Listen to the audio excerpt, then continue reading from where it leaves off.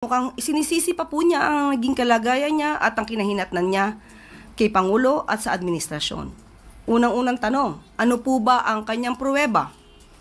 Kwentong walang kwenta, kwentong barbero. Una po, hindi naman po yata niya kasama ang Pangulo nang siya ay nakipag-deal sa Whirlwind at sa Lucky South 99. Mga testimony nila para malaman kung sino yung pwede maging state witness. At kailangan po talaga nila ng maliban sa testimonya ay magkaroon pa ng ibang mga ebidensya tulad ng mga larawan, pictures, videos kung meron man para mas makatulong po sa pagresolba ng kasong ito. One follow-up lang po. May mensahe po ba ang palasyo sa hudikatura after din po may lumabas na report na sinasabing masyadong makapangyarihan yung mastermind and can influence even the Supreme Court? Naniniwala po tayo sa integridad ng ating korte. At ito'y masisolusyonan na naaayon sa batas at naaayon sa rule of law. Sam Medenilla, Business Mirror. Ay, good morning, ma'am. Magfa-follow up lang po kami regarding po dun sa negotiations ng Philippines with the US regarding sa US reciprocal tariffs. Sa ngayon po, sabi po ay ongoing pa rin ang negosasyon at hindi pa rin po kami makakapagbigay ng anumang detalye patungkol po dito. Pero asahan po natin kung anuman po ang magiging solusyon dito or rather resolution dito. Ito po ay para po sa kabubuti ng ating bayan. Follow up lang po. Bali, prepared po yung government sa either scenario? Kung i-retain or itataas or ibababa sa tatlong scenario po kung sakali?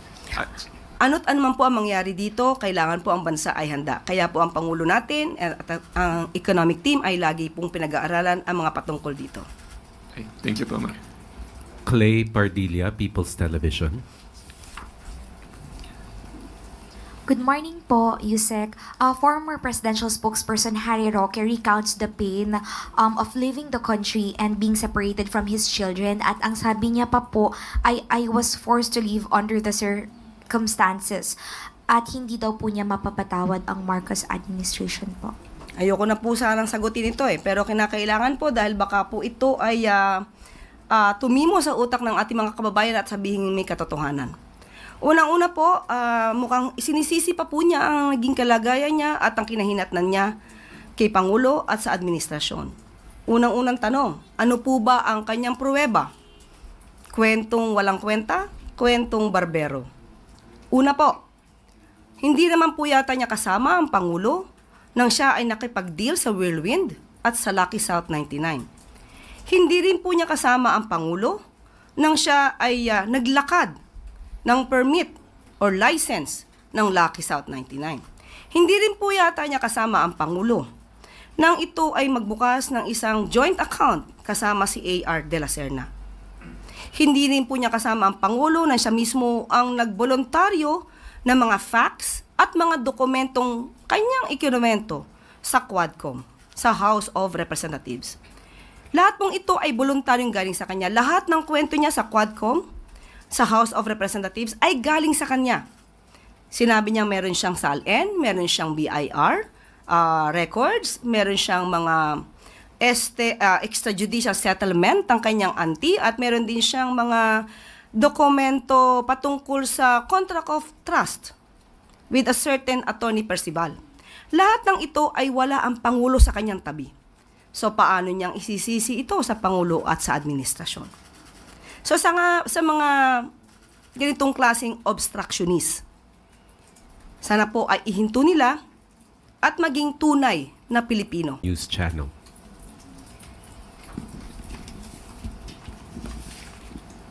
Morning po, Yusek. Sa 20th Congress, pag-open ng 20th Congress, final po ni Senator Gatchalian na yung 3-year college degree. Tatanong ko lang po na since President Marcos is against the K-12 na po, na hindi effective yung K-12 like he said, ano pong masasabi ng palasyo dito?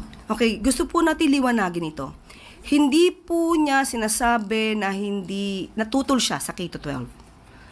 Ang sinabi lang po niya ay hindi naging epektibo agad dahil hindi na i-prepare ang mga ahensya para dito. At ngayon po, sa pamamagitan din po ni Secretary Angara, ini-improve po ito Pero ayon po sa ating Pangulo, hanggat nandyan po ang batas para sa K-12, ito po ay susuportahan at palalawigin at pag-iibayuhin na maayos para sa ating mga estudyante. So hindi na po siya tutol talaga sa K-12. Aayusin po ngayon. Pero kung ano po ang magiging batas, yun din po ang susundin. Pero sa ngayon na nandiyan po ang batas, ito po ay bibigyan po ng halaga at palalawigin at pagagandahin pa po. Follow-up, Mariz Umali, GMA Ma'am, Integrated News. Good morning po. This is not a follow-up. Magtatanong lang po sana ako tungkol dun sa isinumite ng luwa na report sa Malacanang because before sinabi po nila na nakapagsumite na po sila ng kanila pong findings and recommendations. Maaari po bang ilahad kung ano po ba ang naging laman at ano po ba yung mga rekomendasyon at pananagutan? Okay, kakatanggap pa lang natin. Sabi ko, ako'y nagkaroon ng kopya.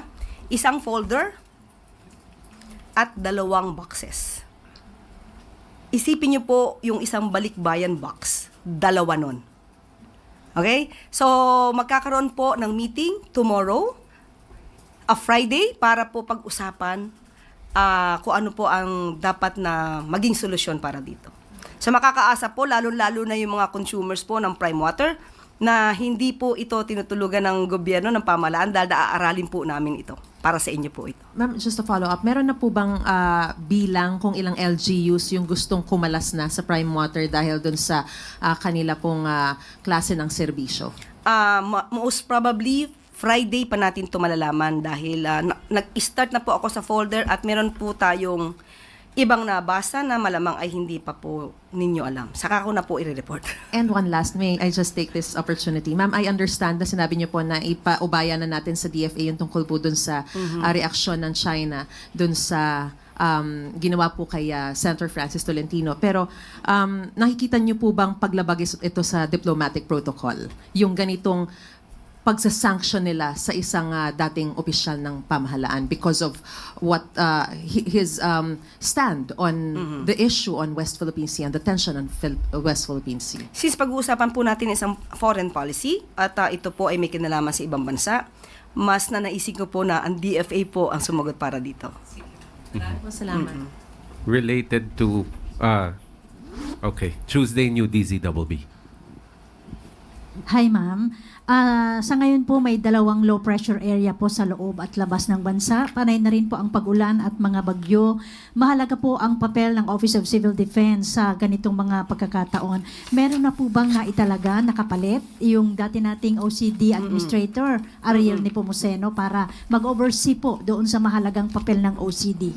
Opo, meron po na italaga na OIC. Ito po ay si ASEC or Assistant Secretary Rafaelito Alejandro Defort. Siya po ang OIC ngayon sa Office of the Civil Defense. Yan lang po. Thank you. Thank you, Malacanang Press Corps. Yusek Claire. Okay, thank you. Police Visibility Strategy, pinatunayang di makaluma. Batid ang epekto ng pinaigting ng police visibility at quick response time ng PNP nang madakip ang isang snatcher sa loob ng 3 minuto matapos manghablot ng cellphone. Nagbunga ang quick response time ayon sa direktiba ni Pangulong Marcos Jr. na siya namang pinatupad ni PNP Chief Nicolas Torre III. Ayon sa report ng PNP, na-intercept agad ng mga responding police ang suspect ilang sandali lang matapos maghablot ng cellphone. Na-recover sa snatcher ang cellphone ng biktima, mga gambling paraphernalia at isa pen gun na ginamit di umano sa panghuhold up. Sa ibang balita ay nirelieve ni PNP Chief Nicolas Torre III ang isang Chief of Police sa Rizal dahil sa mabagal na aksyon nito sa isang theft case.